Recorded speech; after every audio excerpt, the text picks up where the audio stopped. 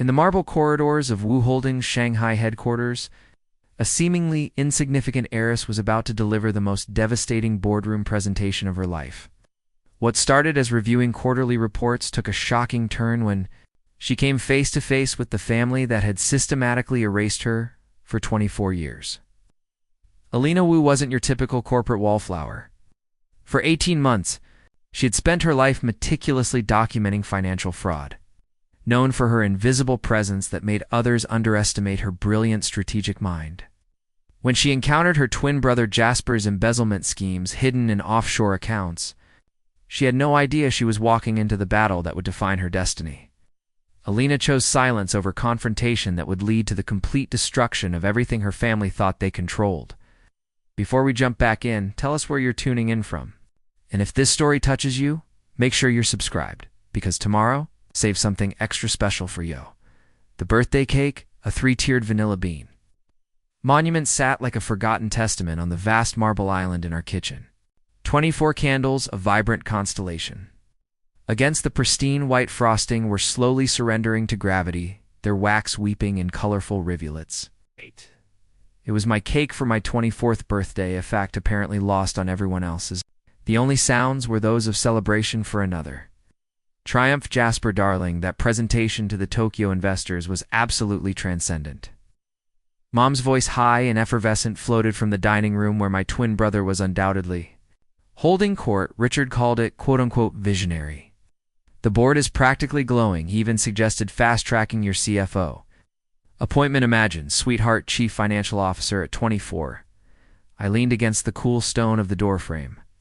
A familiar detachment already settling in my chest like winter frost. That sounds rather ambitious, Mom, I said, my voice quiet but clear enough to carry. Are we absolutely certain Jasper's ready for that level of fiduciary responsibility given the market volatilities? Mom finally glanced toward me, a brief, distracted flicker of her perfectly made-up eyes before they returned to her phone. Presumably documenting Jasper's magnificence for posterity.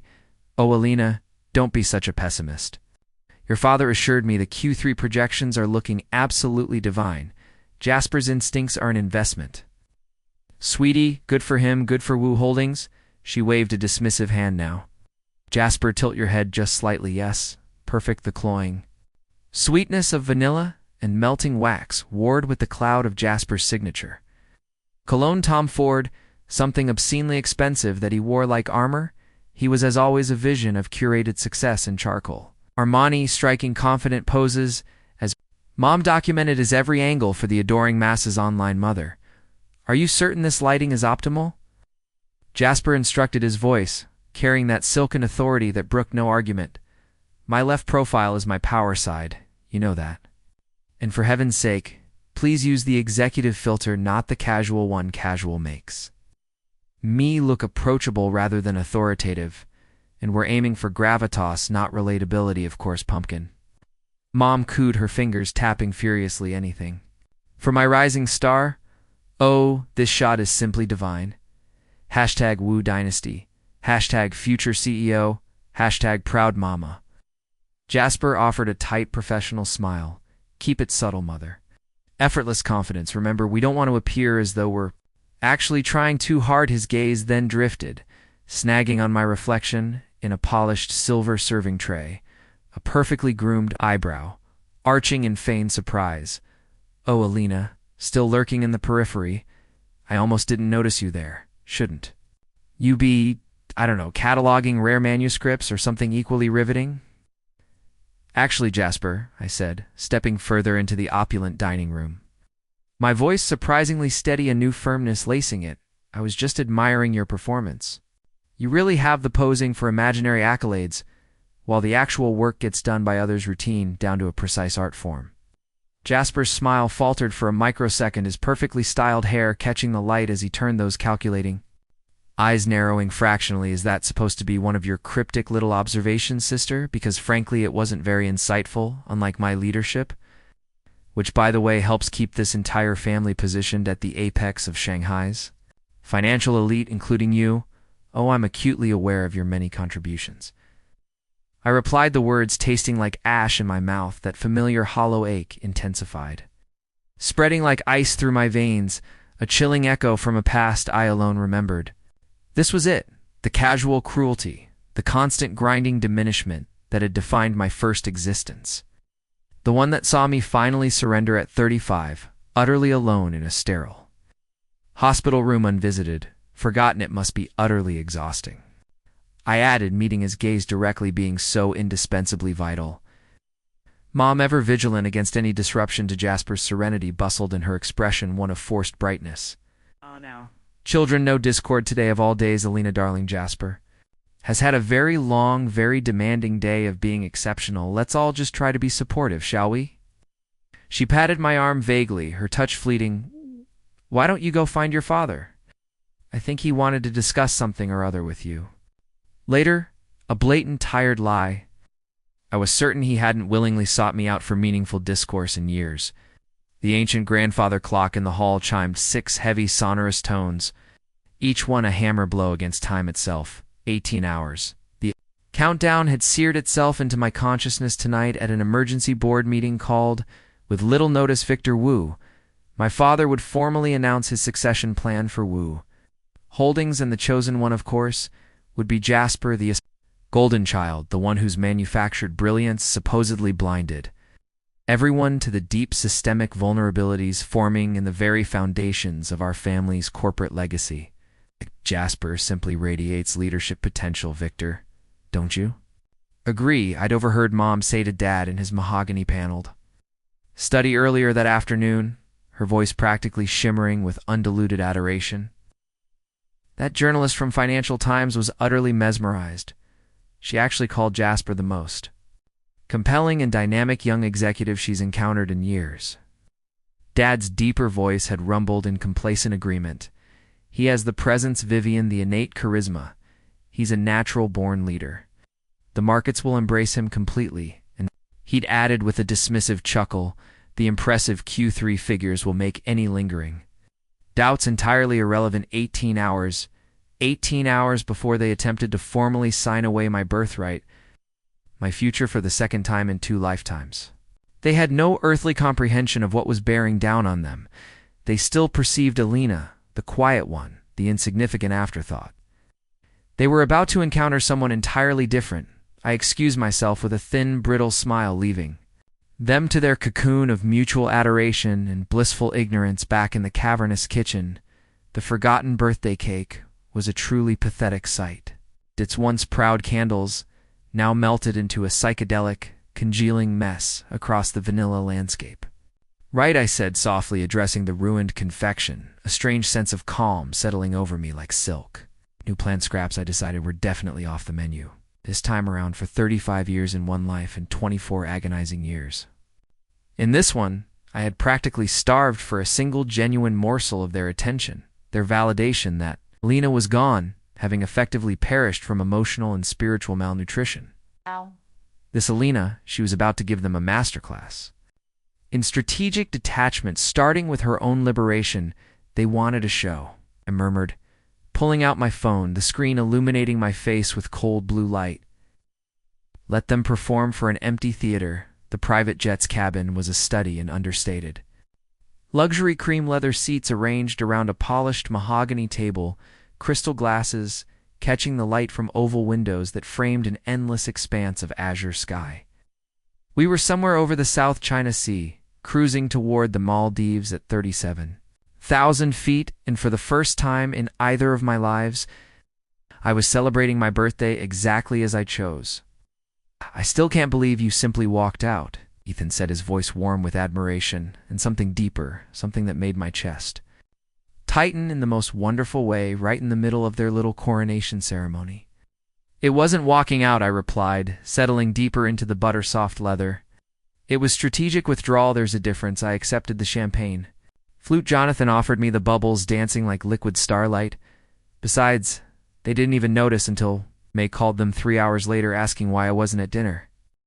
Jonathan Lang, Ethan's father, and the self-made billionaire, who somehow saw more worth in me than my own blood ever had, leaned back in his seat. His silver hair catching the cabin's ambient lighting. Strategic withdrawal, he repeated with evident approval, spoken like a true executive. Alina, You're learning that sometimes the most powerful move is the one they never see coming. The contrast was staggering. Here I sat with two men who remembered not just my birthday, but the small details. That made me who I was.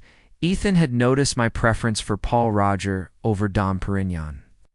Jonathan had somehow discovered my obsession with first edition economics texts, and there, wrapped in tissue paper on the table, was a 1936 copy of Keynes' General Theory, signed by the author himself. How did you even find this? I whispered, running my fingers over the leather, binding with something approaching reverence. It's impossibly rare. I have my methods. Jonathan smiled, that enigmatic expression. That reminded me why half of Hong Kong's financial district both feared and respected him. But more importantly, I have excellent taste in daughters-in-law. The words hit me like a physical blow, not painful, but profound. Daughters-in-law, as if I already belonged, as if my place in this family was assumed rather than auditioned. For the contrast with the Wu household was so stark it made my throat constrict. Jonathan, I began, but he held up a hand. None of that formal nonsense, Alina. Call me what you are, he said, his voice gentle but firm. Family. Ethan reached across the small space between our seats, his fingers intertwining with mine. I told you he'd like you, he murmured, though I didn't expect him to practically adopt you. Before the engagement ring was even sized, speaking of which, Jonathan's eyes sparkled with mischief. I believe there's cake. As if summoned by his words, the cabin steward appeared, carrying a small, elegant confection, nothing like the ostentatious monument that had melted unnoticed in my family's kitchen. This was simplicity itself: vanilla bean sponge with lavender buttercream, and exactly 24 candles, arranged in a perfect spiral. Make a wish, Ethan said softly. I closed my eyes, but found I couldn't think of anything to wish for that wasn't already happening. The quiet celebration, the genuine affection, the sense of being valued rather than tolerated. When I opened them again, both men were watching me with expressions of such warm contentment that I felt something crack open in my chest. Thank you, I whispered, and meant it more than any words I'd ever spoken. Don't thank us yet, Jonathan said with that sharp smile that had negotiated billion-dollar mergers. We're just getting started. He pulled out a tablet, swiping through what appeared to be financial documents. I've been thinking about your situation at Wu Holdings, he continued, his tone shifting to business, and I believe it's time you stopped playing defense. What do you mean? I asked, though part of me already knew. I mean, it's time to remind them exactly what they've been overlooking. Jonathan's fingers moved across the screen, pulling up incorporation documents. Lang Corporation is launching a new venture capital arm focused on sustainable technology, and I need someone to head it, someone with your particular combination of financial acumen and strategic vision. My breath caught. Jonathan, I can't just abandon Wu Holdings. It's my family's company. Is it, though? Ethan asked quietly. Or is it Jasper's company that happens to share your last name? The question hung in the recycled air between us, weighted with implications I wasn't quite ready to face, but Jonathan has always seemed to read my hesitation perfectly. Think of it as insurance, he said. A backup plan while you decide what you really want your future to look like. I looked out the window at the endless blue below us, thinking of the melted cake, the forgotten celebration, the casual cruelty that had defined every birthday for 24 years in this life, and 35, as in the last. Somewhere far beneath us was Shanghai, was the Wu family compound, was a dynasty built on the assumption that I would always be grateful for scraps. All right, I said finally, my voice steady. Let's talk terms. Jonathan's smile was sharp as a blade. Now you're speaking my language. As the jet banked toward our destination, I felt something fundamental shift inside me, not the desperate hunger for approval that had defined my previous existence, but something cleaner, sharper, the realization that I didn't need to fight for a seat at their table when I could build my own. Happy birthday, Alina, Ethan murmured against my ear as the sun began to set, painting the sky in shades of gold and crimson. For the first time in either of my lives, I truly meant it when I whispered back, it really is. The Wu Holdings boardroom was a cathedral of corporate power, floor-to-ceiling windows, offering a commanding view of Shanghai's Lujiazui financial district. Mahogany paneling imported from Brazilian rainforests, and a conference table that could comfortably seat 20, but today held only 12. The emergency quarterly review that Jasper had called ostensibly to discuss the upcoming merger with Tianshan Industries, but really to cement his position as heir apparent.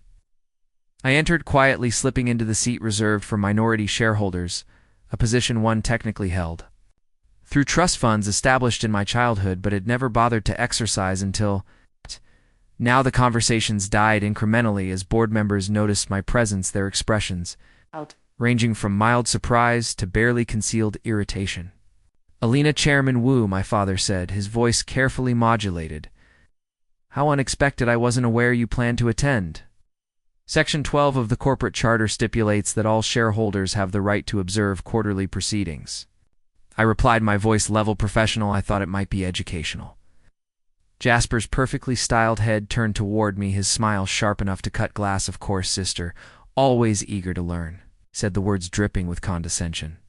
"Though I should warn you, we'll be discussing rather complex financial instruments. You might find it overwhelming." "I'll manage," I said, settling back in my chair with the same calm I'd perfected over months of Ethan's business dinners, the same unshakable composure that had impressed Jonathan Lang enough to offer me my own division. The meeting proceeded predictably.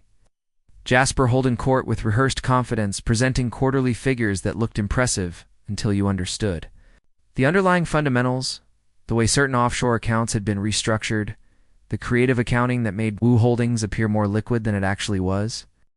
I said nothing, took notes in my moleskin notebook, and watched Chairwoman Tan's face as Jasper explained the Tianshan merger. She was a formidable woman in her 60s, who had clawed her way to board membership through 3 decades of ruthless competence, and she was asking the right questions, these projected synergies. She said, her voice cutting through Jasper's polished presentation. "They assume continued growth in the Southeast Asian markets, but given the current political instabilities, wouldn't a more conservative estimate be prudent?" Chairwoman Han Jasper replied, that charming smile never wavering. "I believe in aggressive optimism. The markets reward confidence, and hesitation is often more dangerous than boldness." "Interesting philosophy," I murmured, just loud enough to be heard, though I believe Lehman Brothers shared similar sentiments in 2008. The temperature in the room dropped several degrees. Jasper's smile faltered, and several board members shifted uncomfortably. In their leather chairs, Dad's face darkened with what I recognized as barely controlled fury. "Alina," he said, his voice carrying that particular tone that had terrified me as a child. "Perhaps you'd care to elaborate on that observation simply. That confidence without due diligence is indistinguishable from recklessness." I replied, my voice remaining perfectly level, "and that the most successful executives tend to be those who plan for multiple scenarios rather than betting everything on best-case outcomes." Chairwoman Han's sharp eyes flicked between Jasper and me, something calculating in her expression.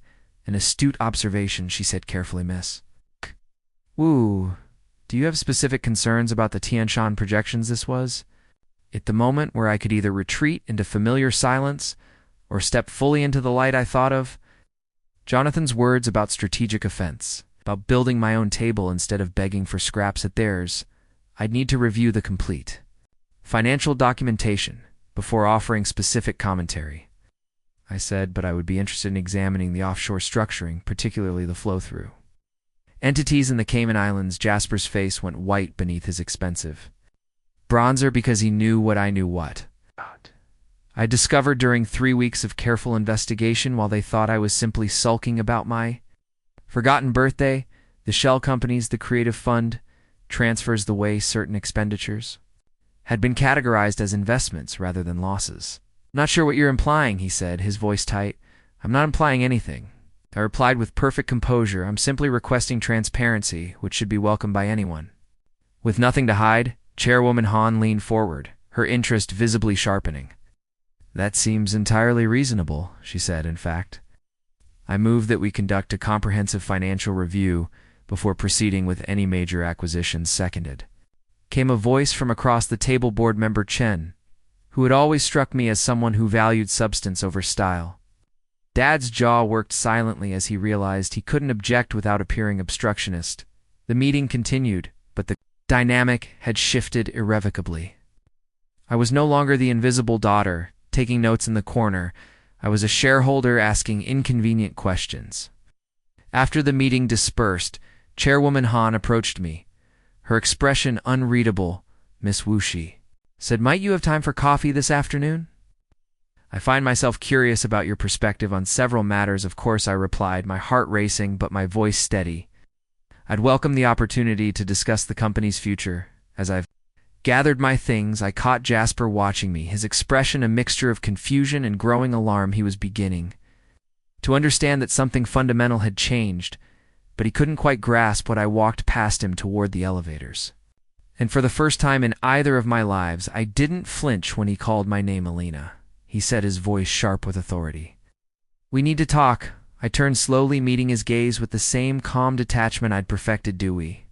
I asked, because it seems to me we've been talking past each other for 24 years. Perhaps it's time we tried listening instead. The elevator doors opened, and I stepped inside, watching his face as they closed between us, leaving him standing in the hallway with the growing realization that his compliant sister, the one who had always known her place was gone. In her place stood someone entirely new, someone who remembered every slight, every dismissal, every forgotten birthday, and had finally decided to do something about it. The ghost in the boardroom had a name, and she was just getting started. The rooftop cafe overlooked Shanghai's Bund district, a deliberate choice by Chairwoman Han, who understood that certain conversations required neutral territory away from the mahogany-paneled chambers, where corporate dynasties rose and fell. The afternoon sun cast long shadows across our table. As steam rose from delicate porcelain cups filled with Longjing tea, you have a remarkable composure.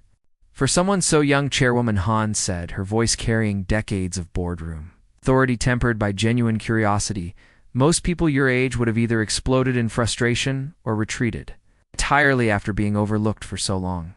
Frustration is an emotional luxury I can't afford, I replied, watching her carefully calibrated expressions. And retreat assumes there was ever a battle worth fighting in the first place. She smiled, then a sharp, intelligent expression that reminded me why she'd survived 3 decades in Shanghai's most cutthroat corporate environment, spoken like someone who's learned to think strategically rather than emotionally. She lifted her cup with practiced elegance. So, tell me, Alina, what exactly did you discover about those Cayman Island entities? I withdrew a leather portfolio from my bag, placing it on the table between us with deliberate precision. 17 shell companies registered over the past 18 months, I said, my voice level, all with Jasper's signature on the incorporation. Documents all designed to obscure fund transfers. That should have been reported as operational expenses rather than strategic investments, Chairwoman. Han's expression didn't change, but her fingers stilled against her teacup. That's a serious accusation. It's not an accusation, I replied. It's a documented pattern, supported by banking records, wire transfer receipts, and incorporation filings, all of which are matters of public record. If you know where to look, she opened the portfolio, scanning the meticulously organized documents, her practiced eye-catching details that would escape casual observation. This represents months of investigation, she said finally. Why bring it to me rather than your father directly? Because my father already knows, I said simply, and has chosen to ignore it because confronting Jasper's creative accounting would undermine the succession narrative they've spent years constructing. The silence stretched between us, filled only by the distant sounds of traffic far below. Chairwoman Han closed the portfolio, her expression thoughtful. What exactly are you proposing, Alina? An independent forensic audit, I said, conducted by external accountants with no ties to Wu Holdings or the Wu family, one that examines all financial transactions over the past 24 killer months, with particular attention to offshore structuring and fund classification, and if such an audit were to reveal irregularities, then the board would be obligated to take appropriate action regardless of family relationships or succession plans. I met her gaze directly. Corporate fiduciary duty supersedes personal loyalty. Chairwoman Han leaned back in her chair, studying me with the same intensity she'd once applied to hostile takeover negotiations. You're asking me to potentially destroy your own brother's career. I'm asking you to protect Wu Holdings from systematic financial mismanagement. I corrected. Jasper's career trajectory is his responsibility, not mine. And what do you gain from this beyond corporate justice? The question hung in the air like incense, heavy with implications.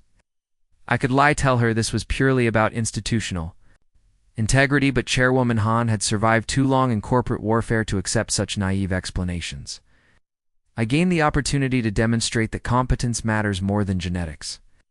I said finally, and that the best interests of Wu Holdings might be served by leadership that prioritizes sustainable growth over quarterly optics. She smiled again, but this time with something approaching approval. You're positioning yourself as an alternative, I'm positioning myself as qualified. I replied, the board can draw its own conclusions about leadership succession. Chairwoman Han picked up her phone, scrolling through what appeared to be calendar appointments. There's an emergency board meeting next Tuesday, ostensibly to finalize the Tianshan merger, she said. I could introduce a motion for comprehensive financial review citing fiduciary concerns that would be appreciated, but understand, Alina. Her voice carried a warning. Once this process begins, there's no controlling the outcome. If Jasper survives the audit, if the irregularities prove minor or explainable, you'll have made a permanent enemy of your own family. They were never my family, I said, the words carrying weight of 2 lifetimes of emotional neglect. They were simply people who shared my surname. Chairwoman Han nodded slowly as if confirming something. She'd already suspected very well, she said. I'll support the audit motion. But I want your word that you're prepared for whatever consequences follow. You have it. She gathered her things, preparing to leave, but paused. One more question, Alina, she said. Why now? Why after all these years of silence? I looked out over the bunt at the colonial architecture standing defiant against the HNCE modern skyline, thinking of melted birthday cakes and forgotten celebrations of 35 years in one. Life spent waiting for love that never came, because silence was never strategy, I said finally. It was just fear wearing a patient mask. Chairwoman Han left first as protocol demanded, leaving me alone with my tea and the weight of decisions that would reshape everything. I'd pulled out my phone and typed a message to Jonathan. The board meeting is Tuesday. The pieces are moving. His response was immediate. Excellent. Remember, Alina? The most dangerous opponents are those who underestimate you. I finished my tea, watching the sun sink lower over Shanghai's skyline, painting the Huangpu River in shades of gold and crimson. By this time next week, everything would be different. The quiet daughter would have spoken, and her words would either crown her or destroy her. But for the first time in either of my lives, I was no longer afraid of the consequences the game had begun, and I intended to win. The family dining room felt like a tribunal chamber. When I arrived precisely at 7:30, the formal dining table stretched between us like a battlefield draped in ivory, silk with crystal stemware catching the light. From the antique chandelier, Father sat at the head, Mother to his right, Jasper across from me, all of them radiating barely controlled fury. Sit down, Alina, Father said, his voice carrying that particular tone that had commanded boardrooms for 3 decades. We need to discuss your recent behavior. I settled into my chair with deliberate grace, smoothing my white Saint Laurent suit jacket, a color choice that was an accidental white for surrender or white for war, depending on one's perspective. Certainly, Father, I said, my voice level. Though I'm not sure what behavior requires discussion, don't play innocent. Jasper snapped his usual composure. Cracking like fine porcelain, you went behind the family's back to Chairwoman Han with malicious alleged, designed to undermine my position. I shared publicly available financial documents with a board member. I corrected and requested transparency regarding corporate governance that hardly constitutes malicious behavior. Mother's perfectly manicured fingers drummed against her wine glass, her usual social grace replaced by something sharper. Alina, darling, she said, the endearment carrying poison. This isn't like you. You've always been so supportive, so understanding of your place in the family dynamic. Perhaps that was the problem, I replied, meeting her gaze directly. Perhaps understanding one's place shouldn't require accepting systematic exclusion and emotional neglect. Father's fist hit the table hard enough to make the crystals sing. Enough, he roared. You will not speak to your mother with such disrespect. This family has provided you with every advantage, every opportunity. Hazada asked, my voice remaining calm despite the adrenaline coursing through my veins, because, from my perspective, this family has provided Jasper with every advantage, while expecting me to be grateful for whatever scraps remained. Scraps, Jasper laughed, but the sound held no humor. You live in a $30 million compound drive, a Maserati, attend private schools, wear designer clothes, and you call that scraps? Preparing and narrating this story took us a lot of time. So if you are enjoying it, subscribe to our channel. It means a lot to us. Now, back to the story. I call it hush money, I said, simply material compensation for emotional abandonment. A very expensive way to buy silence about the fact that you've never seen me as anything more than a potential liability to manage. The silence that followed was deafening. Father's face had gone an alarming shade of crimson while Mother's expressions cycled through shock, anger, and something that might have been recognition. How dare you, Father, said his voice low and dangerous. After everything this family has sacrificed for you, the opportunities, the education, the social position, you turn around, an attempt to destroy your own brother's career. I haven't destroyed anything, I replied. I've simply requested accountability. If Jasper's financial management is above reproach, then an audit will confirm that and strengthen his position. And if it isn't, Mother asked, her voice barely above a whisper, then the board will have the information necessary to make informed decisions about leadership succession. I met her gaze steadily, which is their fiduciary responsibility, regardless of family relationships. Jasper leaned forward, his eyes glittering with something between fury and desperation. You have no idea what you're playing with, Alina, the kind of forces you're unleashing. This isn't some academic exercise. This is real life with real consequences. I'm well aware of the consequences, I said. The question is whether you are. Father stood abruptly, his chair scraping against marble flooring. You want to play hardball, Alina? He said, his voice carrying decades of corporate ruthlessness. Fine. Let's discuss consequences. You're cut off effective immediately. No more allowance, no more credit cards, no more trust fund distributions. Let's see how principled you feel when you're living on whatever pathetic salary some entry-level position might provide. I smiled then. A calm, serene expression that seemed to unnerve him more than tears or anger would have. You never gave me anything I didn't earn, Father, I said, rising from my chair with fluid grace. And you can't take away what was never freely given? What's that supposed to mean? Mother demanded. It means I've been financially independent for months, I replied. Jonathan Lang was kind enough to provide certain opportunities that my own family never considered offering. The color drained from Father's face. You've been working with the Langs behind our backs. I've been building relationships based on mutual respect and shared vision. I corrected something this family might consider trying. Jasper was on his feet now, his composure completely shattered. You little bitch, he snarled. You've been planning this. You've been setting us up. I've been protecting myself, I said, my voice carrying steel from a family that sees me as disposable and a brother who's confused nepotism with competence. For so long, he's forgotten the difference. Father stepped around the table, his presence looming. But I didn't flinch, didn't retreat. The girl who had once cowered before his anger was gone, replaced by someone who understood that power came from within, not from approval. You will withdraw your allegations, he said, his voice low and threatening. You will apologize to Jasper and the board. And you will remember your place in this family. No, I said.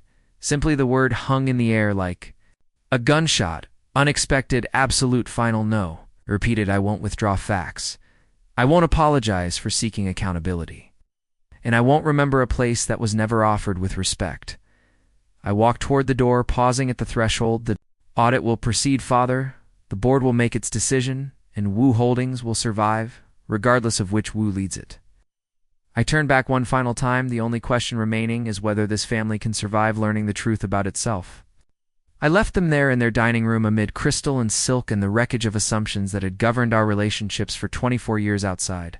The night air was cool against my skin, carrying the scent of jasmine from Mother's prize garden. I pulled out my phone and typed a message to Ethan. It's done. His response was immediate. How do you feel? I considered the question as I walked toward my car, thinking of birthdays forgotten and battles chosen, of the girl who had died waiting for love and the woman who had stopped waiting free. I typed back, finally free, the Lang Corporation headquarters.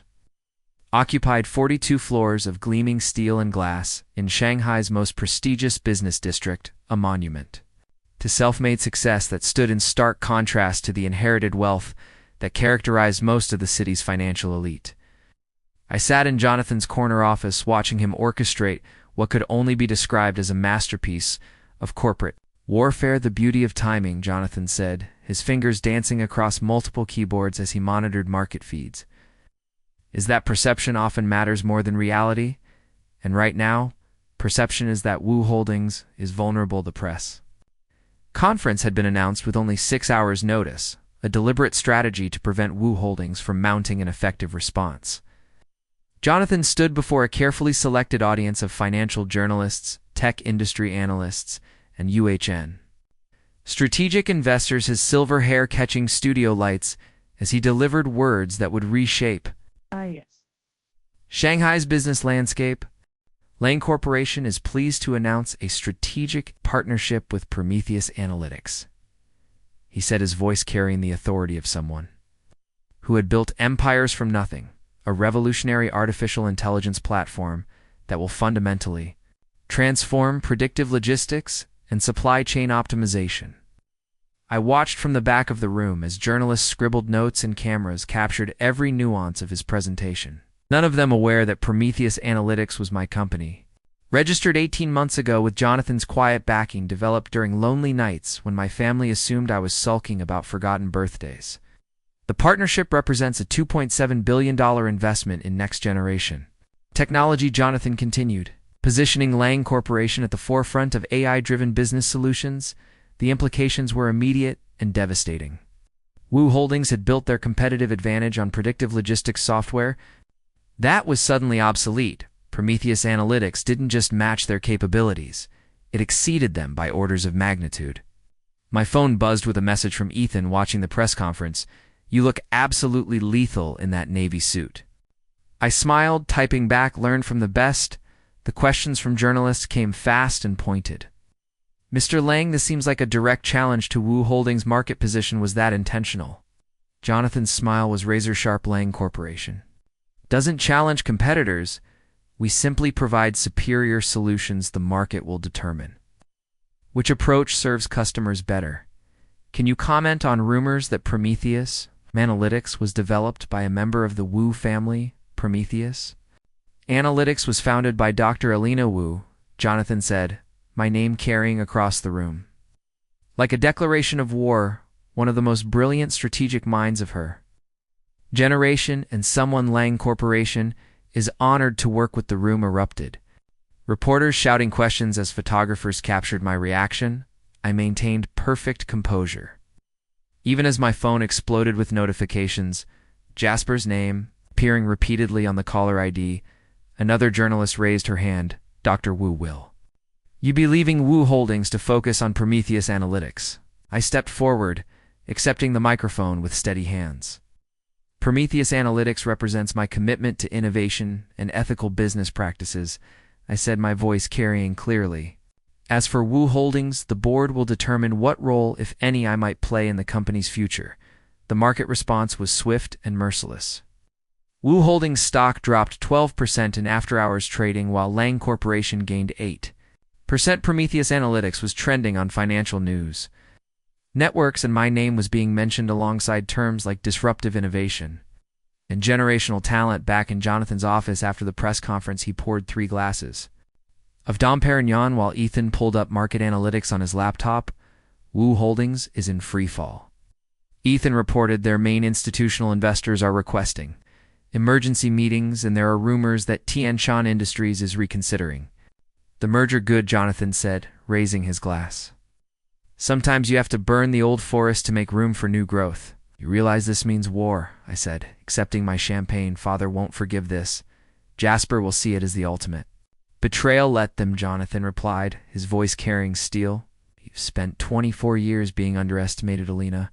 It's time they learned the cost of that mistake.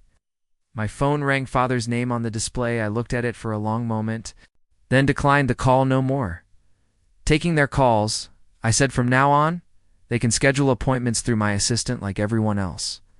Ethan grinned. You have an assistant now, Prometheus Analytics is expanding rapidly, Jonathan said. We'll need a full executive team within the month, including someone to manage Wu Holdings integration once the audit results become public. You think the board will offer me the CEO position? I asked. I think the board will realize they have.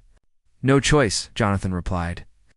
Wu Holdings needs leadership that can navigate the new technological landscape, someone who understands both traditional business fundamentals and cutting-edge innovation. I walked to the floor-to-ceiling windows, looking out over Shanghai's glittering skyline, thinking of the girl who had once pressed her face against these same windows during childhood visits, dreaming of a world where her ideas mattered, where her voice carried weight. There's something poetic about this, I murmured, using their own underestimation as leverage. The best revenge, Ethan said, joining me at the window, is massive success. It's not revenge. I corrected, watching the city pulse with life far below its justice.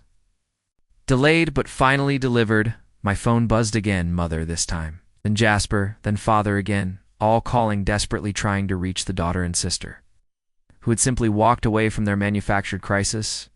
I turned off my phone. Entirely let them call, I said, raising my champagne glass toward the window, toward the city that was about to learn my name. The board meeting is tomorrow and everything changes.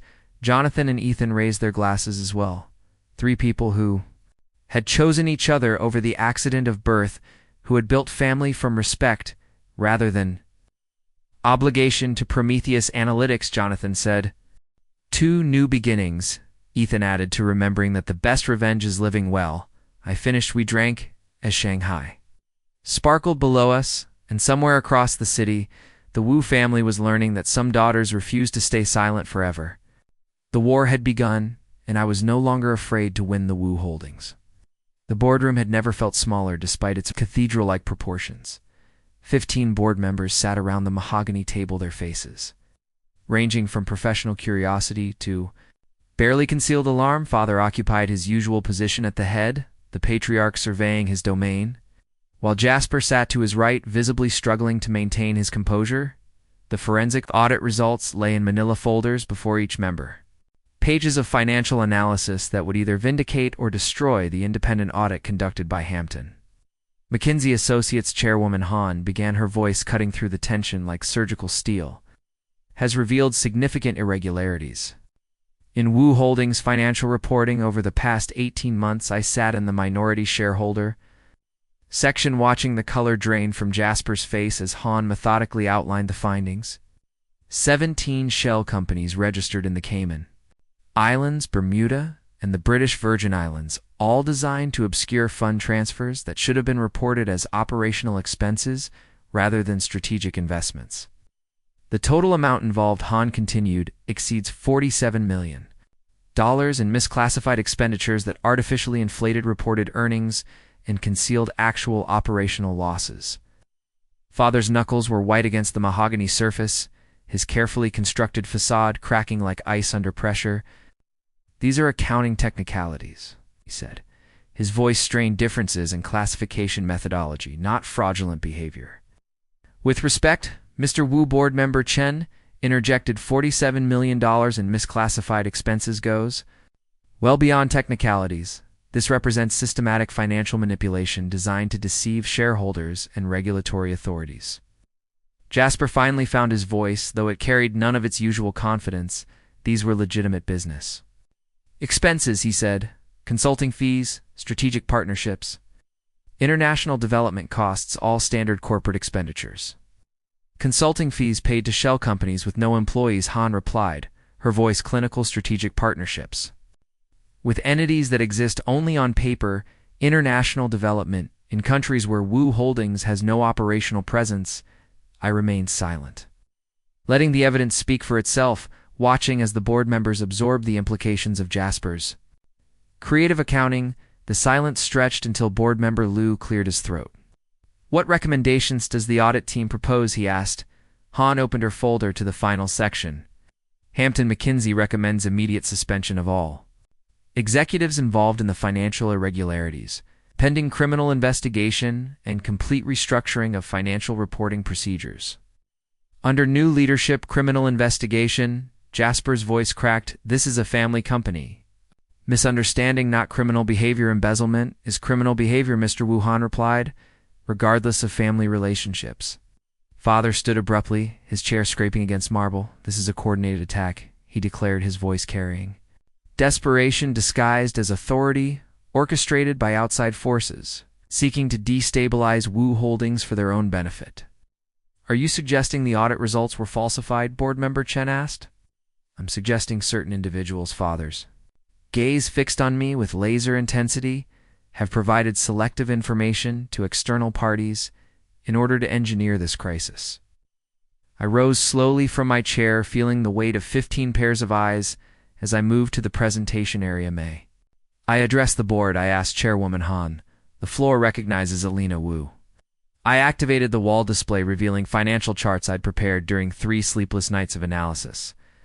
The evidence speaks for itself, I began, my voice steady, despite the adrenaline coursing through my veins.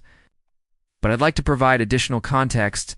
The first chart showed Wu Holdings stock performance over 18 months, a steady climb that looked impressive until overlaid with the timeline of questionable transactions. Every major uptick in share price, I explained, responds directly with earnings reports that included misclassified offshore expenses. The second chart, I continued advancing to the next slide, shows Prometheus Analytics development timeline, which began 14 months ago when I first identified these irregularities and realized Wu Holdings needed technological innovation, not financial manipulation. Jasper leaped to his feet. You've been planning this for over a year, he accused, using inside information to build a competing company. While sabotaging your own family, I've been building solutions, I replied, meeting his gaze directly.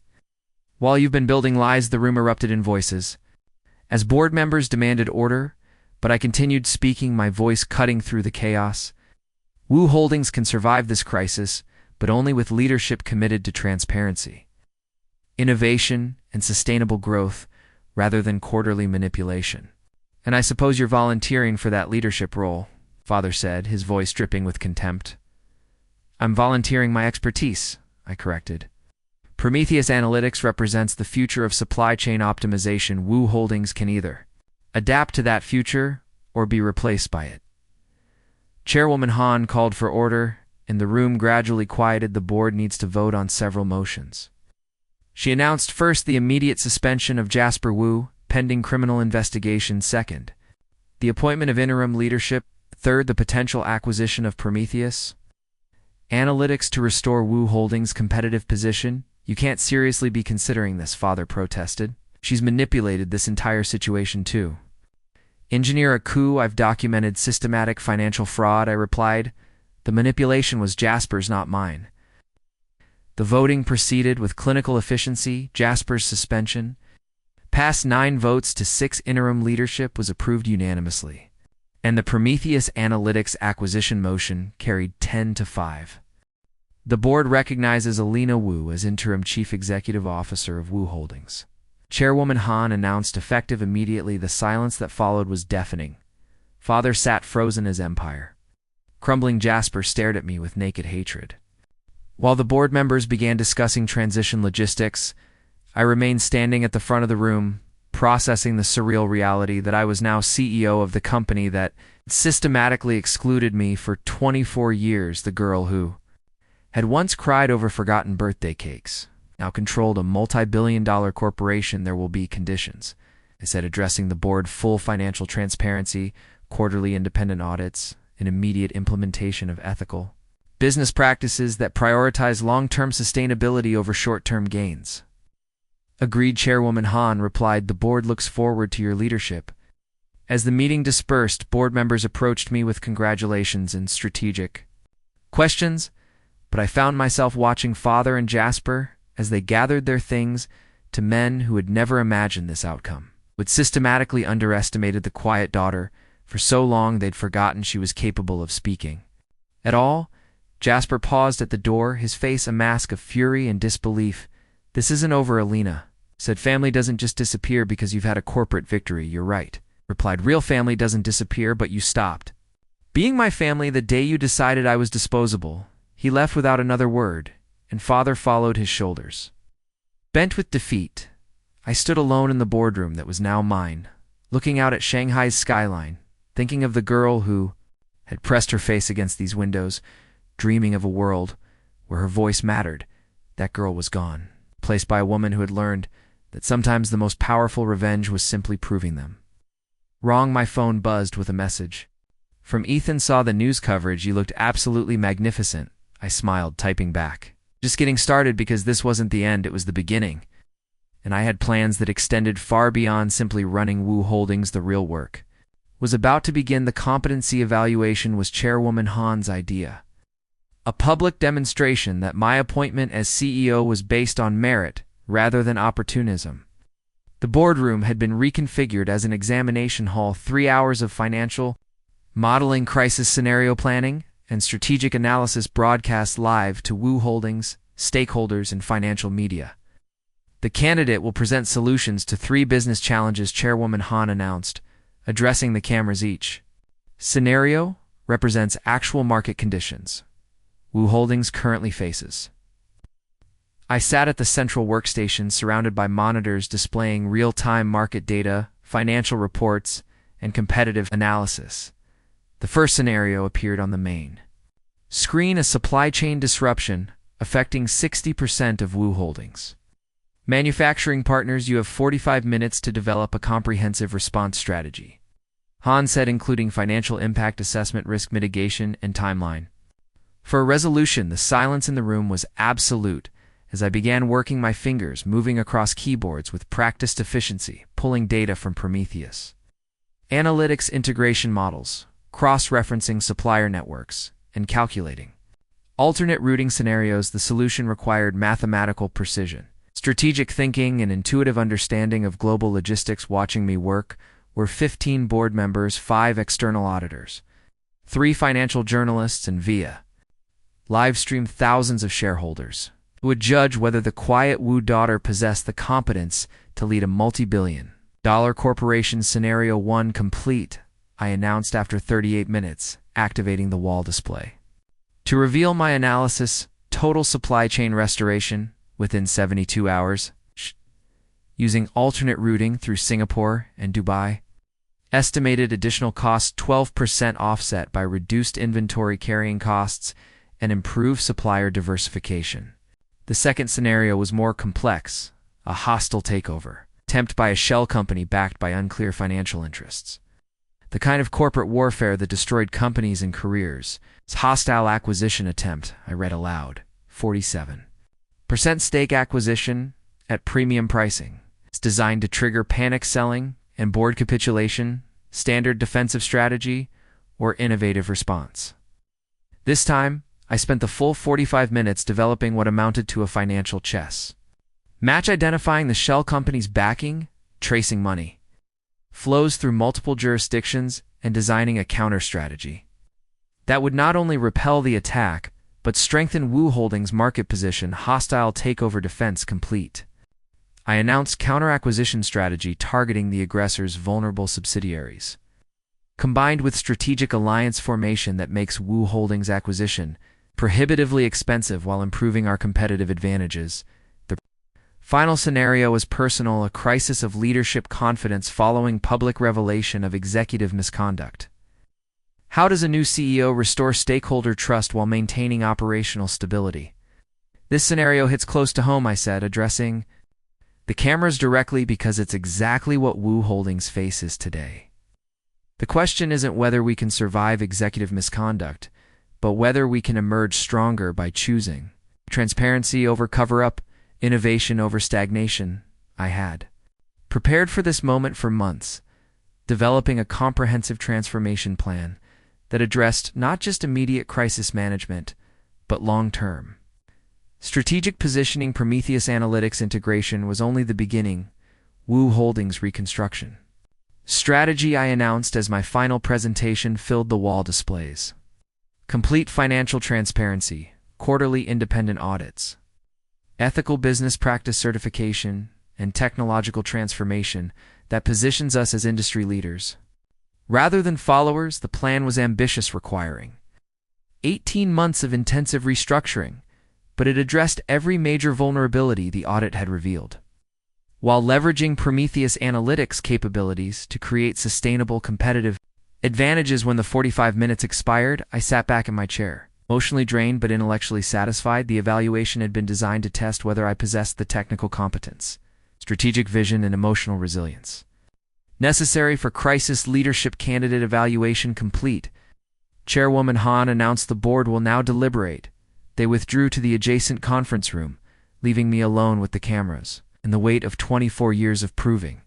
Myself, the girl who had once been deemed too soft for business leadership, had just demonstrated mastery of corporate warfare, financial analysis, and strategic planning under the most intense scrutiny imaginable. Ethan appeared at my side, having watched from the gallery, his expression radiating pride and something deeper. "You were magnificent," he whispered. "Absolutely devastating, in the most elegant possible way." "It's not over yet," I replied. "They still have to vote. They'd be insane not to confirm you," he said. "You just gave a masterclass in executive competence." My phone buzzed with messages from Jonathan. "Watching the live stream, you've exceeded every expectation for May, so proud of the woman you've become," and surprisingly from several board members who had expressed private support. The deliberation lasted 37 minutes. When they returned, Chairwoman Han's expression was carefully neutral, but I caught a slight smile. That suggested positive news. The board has reached a unanimous decision. She announced Alina Wu is confirmed as Chief Executive Officer of Wu Holdings, effective immediately, with full authority to implement the strategic transformation plan. She has presented. The room erupted in applause from board members, journalists, and gallery observers. But I remained seated, processing the surreal reality that I had just achieved something that seemed impossible. 18 months ago, when I was still waiting for scraps of attention from a family that saw me as inconsequential, "Thank you for your confidence," I said, addressing the board. Wu Holdings' best days are ahead of us. As the cameras stopped rolling and people began dispersing, I found myself alone with Chairwoman Han, who approached with an expression of genuine admiration. "I've been in corporate leadership for 30 years, she said, "and I've rarely seen anyone handle pressure with such grace and competence. You're going to be extraordinary. Thank you for giving me the chance to prove it." "You proved it to yourself," she replied.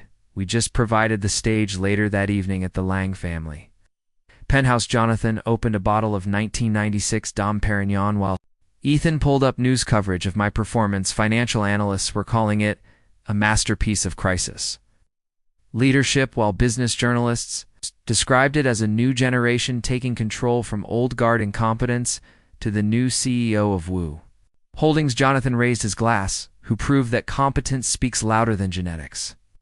"Two family chosen rather than inherited." Ethan added, to remembering that the best revenge is massive success. I finished. We drank as Shanghai sparkled below us, and for the first time in either of my lives, I felt the quiet satisfaction that comes from proving that a forgotten daughter can become an unforgettable leader. The transformation was complete, but the real work was just beginning. 6 months had transformed everything. The Wu Holdings headquarters that had once felt like a mausoleum of inherited privilege now hummed with purposeful energy. Prometheus Analytics integration had exceeded every projection, increasing operational efficiency by 37% while reducing costs by 24%. The Tianshan merger had been restructured on terms that favored Wu Holdings, and the stock price had reached record highs. I stood in my corner office reviewing quarterly reports that represented the vindication of every strategic decision made during those chaotic early months.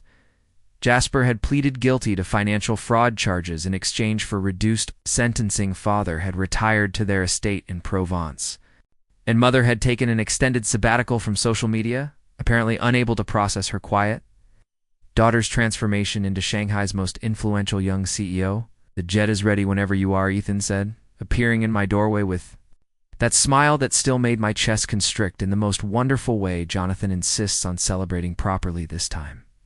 The private flight to the Maldives was a deliberate echo of my 24th birthday, when I had fled Shanghai with a broken heart and uncertain future. Now, 6 months later, I was returning to those same crystal waters as the confirmed leader of a corporate empire that was stronger than ever. The Lang family jet had been reconfigured for celebration. Jonathan had somehow procured a small orchestra that played softly in the background while we cruised at 37,000 feet above the Indian Ocean. The main cabin table held documents requiring my signature, the final contracts for Wu Holdings' acquisition of 3 promising startups that would strengthen our technological advantages.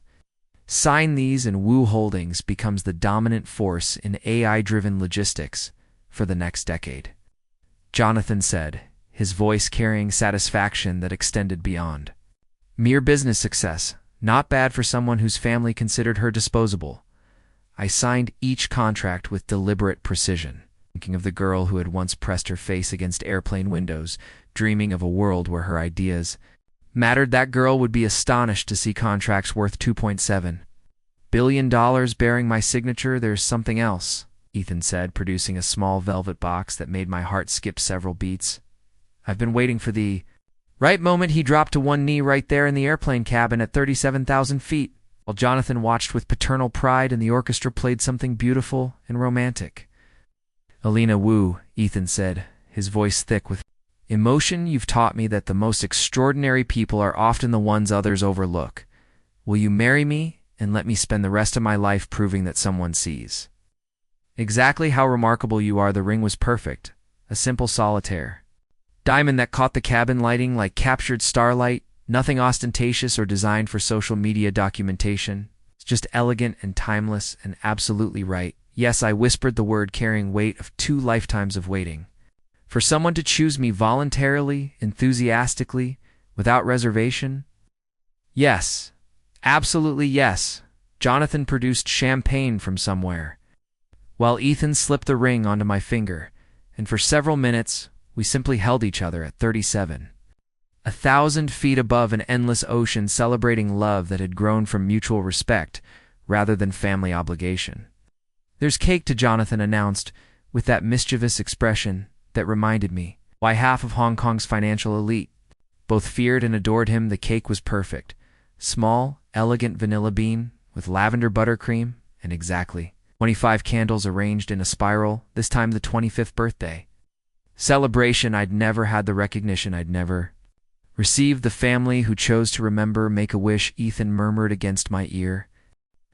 I closed my eyes, but found myself wishing not for what I lacked, but in gratitude for what I'd discovered: the courage to claim my worth, the intelligence to build solutions. Rather than demanding recognition, the wisdom to understand that sometimes the most powerful revenge is simply living extraordinarily well. When I opened my eyes, both men were watching me with expressions of such genuine affection that I felt tears threaten for the first time in months, but these were tears of joy, rather than frustration, of completion rather than longing. What did you wish for? Jonathan asked. That I could go back and tell the girl crying over a melted birthday cake that everything she's dreaming of will come true. I said, just not in the way she expects. We spent the rest of the flight reviewing expansion plans for Prometheus, analytics discussing the merger opportunities that success had created, and planning a wedding that would celebrate chosen family rather than inherited obligation.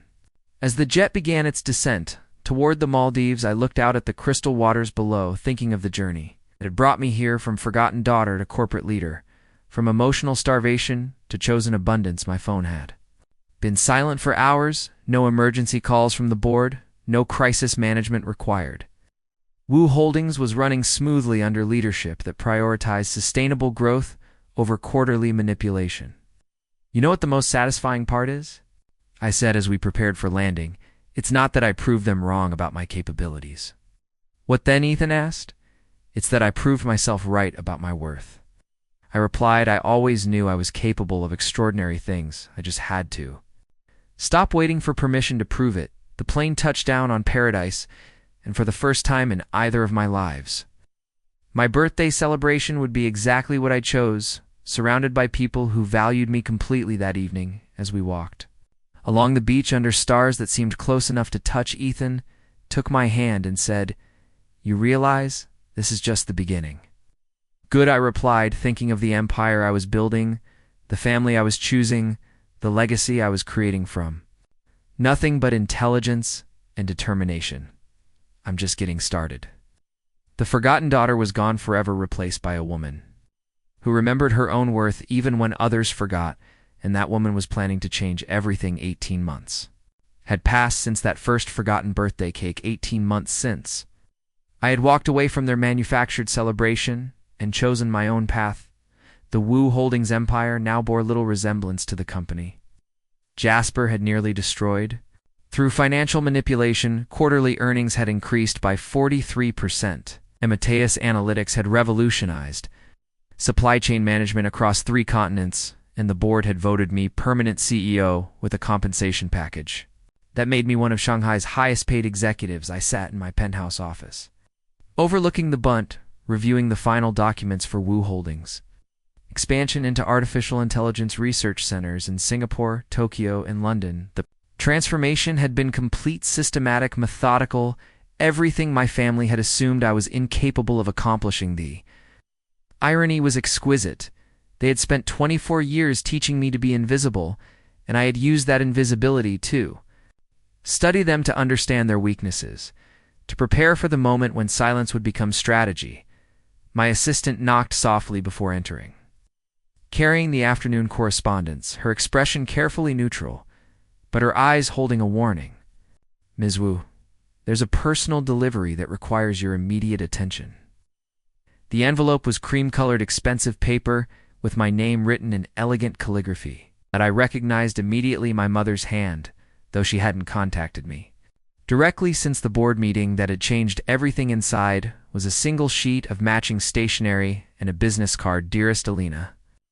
The letter began in Vivian's careful script. "I hope this message finds you well, despite the unfortunate circumstances that have strained our family relationships. I wanted you to know that we are all very proud of your recent successes at Wu Holdings. Your father and I have been following the financial reports and must admit that your leadership has exceeded our expectations." I paused, reading, feeling that familiar twist in my stomach that accompanied any communication from my birth family. The careful words that acknowledged success while avoiding responsibility for past harm, the subtle manipulation disguised as reconciliation. However, the letter continued. "We feel it's important that you understand Jasper's current situation. His legal difficulties have been quite challenging, and the family is concerned about his emotional well-being. We hope that in time you might find it in your heart to consider some form of reconciliation, particularly given that blood relationships transcend business disagreements." The business card was attached with a small paperclip. "Victoria Enterprises Consulting founder and CEO Victoria Wu." My blood ran cold as I read the name. Victoria Wu. There was no Victoria in my family, no sister or cousin who might have established a competing consultancy. The implications hit me like ice water. Jasper had changed his name, adopted a feminine identity, and launched a direct challenge to everything I had built. I reached for my phone, calling the private investigator who had helped me uncover Jasper's original financial irregularities. "David, I need a complete background check on Victoria Enterprises Consulting rush job. Everything you can find in the next 6 hours on it, boss." His voice carried professional efficiency. "Should I assume this is hostile intelligence gathering?" "Assume? This is survival," I replied. While waiting for David's report, I pulled up Victoria Enterprises' website, which had been registered only 3 weeks ago. Corporate messaging was sophisticated, professional, and targeted directly at Wu Holdings. Client base revolutionizing supply chain management through innovative partnership solutions.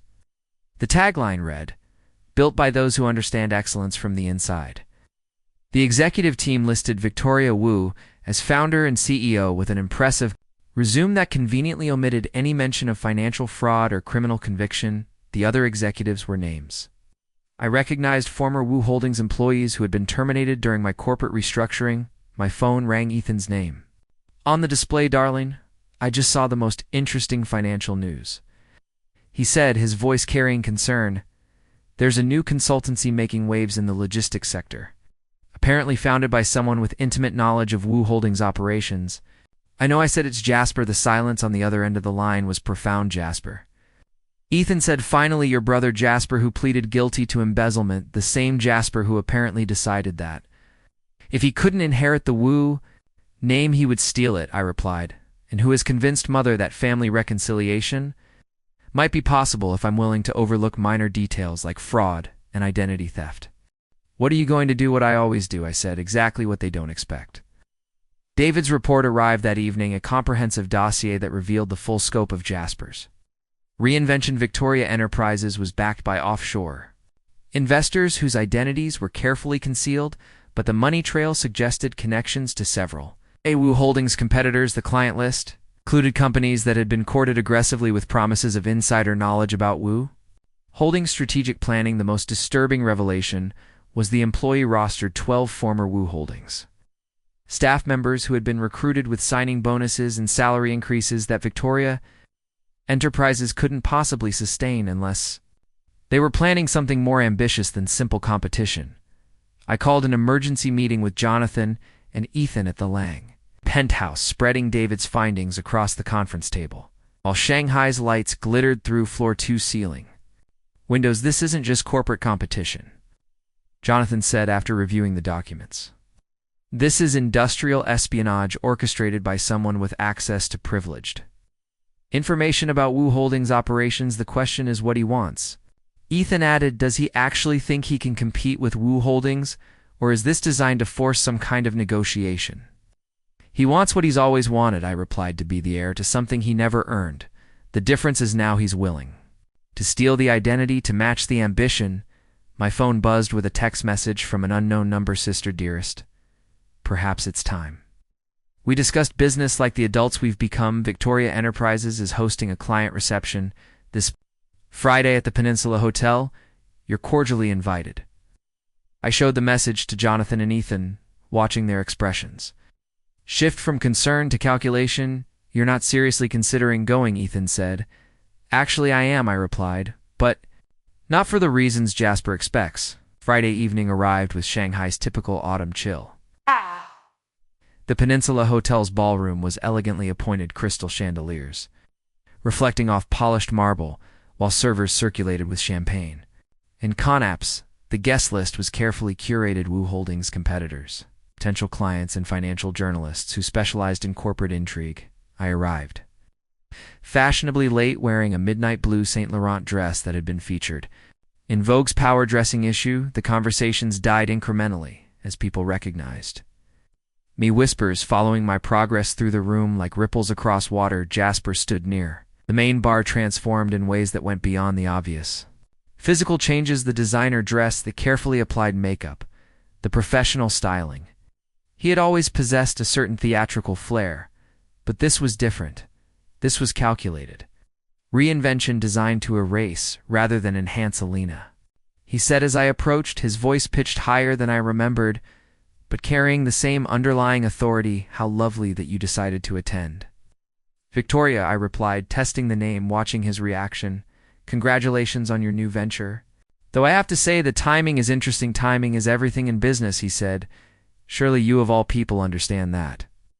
The conversation felt surreal, discussing corporate strategy with someone who had stolen my surname while wearing my brother's face, but I maintained perfect composure, treating this as any other business negotiation. "Tell me about your growth strategy."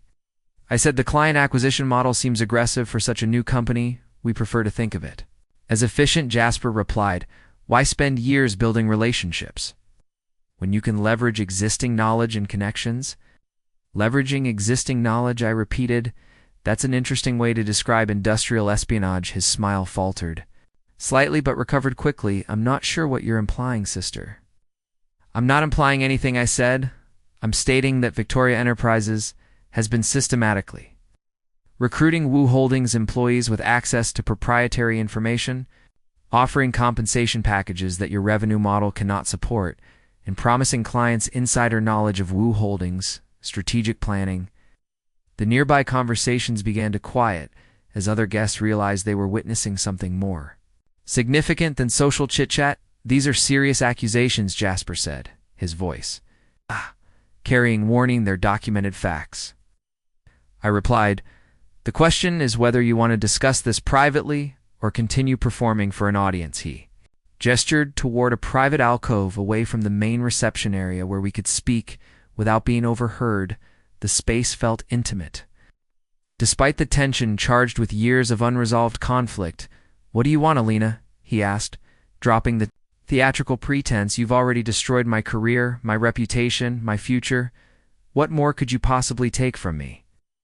"I want you to understand that there are consequences to choices," I replied. "You chose to embezzle money. You chose to manipulate financial reports. You chose to steal my identity for your corporate reinvention. And you chose to destroy your own family for corporate advancement, he countered. So perhaps we're even.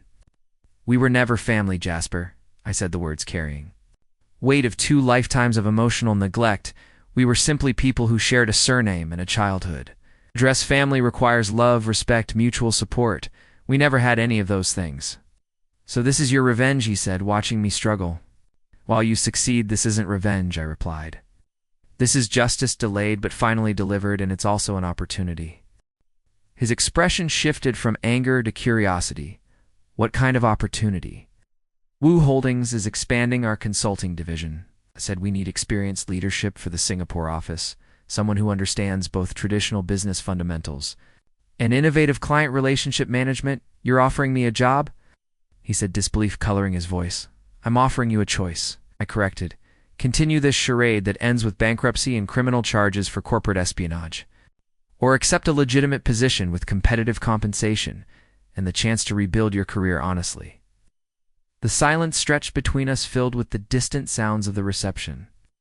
The clink of crystal glasses and the murmur of business. Conversations that would reshape Shanghai's corporate landscape. Why would you do this? Jasper asked finally, after everything that's happened. Because peace is a battlefield too, I said. One you fight every day, choosing forgiveness over vengeance. Choosing family over revenge. Choosing to be better than the people who shaped you. I pulled out a business card, placing it on the small table between us. The offer stands for 48 hours, I said after that. Victoria Enterprises can compete with Wu Holdings in the marketplace, and we'll see how long stolen identities and industrial espionage sustain against genuine innovation. And if I accept, then Victoria Enterprises disappears. Jasper Wu accepts responsibility for past mistakes. And we move forward as professionals who share a complicated history but choose mutual respect over mutual destruction.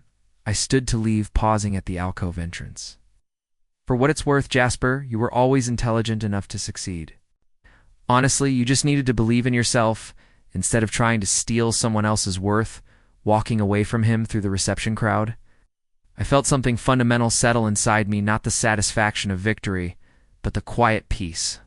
That comes from choosing strength over spite. The girl who had once cried over forgotten birthday cakes had become a woman who remembered that the most powerful revenge was often simply refusing to be diminished by other people's choices outside. The Peninsula Hotel Shanghai's neon signs painted the sidewalks in shades of gold and crimson.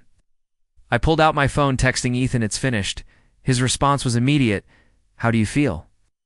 I considered the question as my driver navigated through Friday evening traffic, thinking of melted candles and private jets, of boardroom battles and birthday celebrations, of the difference between inherited obligation and chosen family.